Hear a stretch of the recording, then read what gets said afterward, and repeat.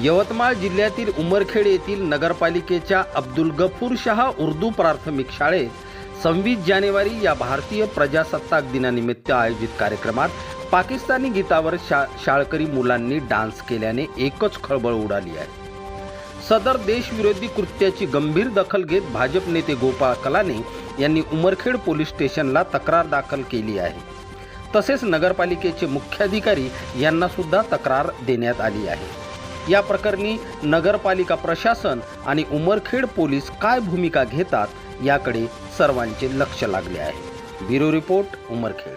उमरखेड नगर परिषद हद्दीतील अब्दुल गफूर शाह उर्दू स्कूल शाळा क्रमांक 2 या स्कूलमध्ये 26 जानेवारी निमित्त आयोजित केलेल्या कार्यक्रमामध्ये ए मर्दे मुजाहिद तेरी एल्गार का है हे पाकिस्तानी गीत सादर करण्यात आले। या गाण्यावर नृत्य सादर करण्यात आले। सादर गीत हे जिहादी गीत असून पाकिस्तान या गीताला राष्ट्रीय गीताचा दर्जा देऊन भारत पाकिस्तान 1965च्या युद्धात या गीताला स्मृती गीत म्हणून वापरले।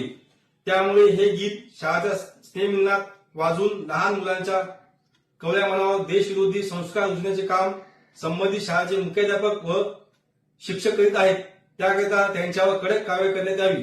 सादर गीताची तक्रार उमरखेड येथील पोलीस स्टेशन व नगर परिषदेचे मुख्याधिकारी यांच्याकडे करण्यात आली।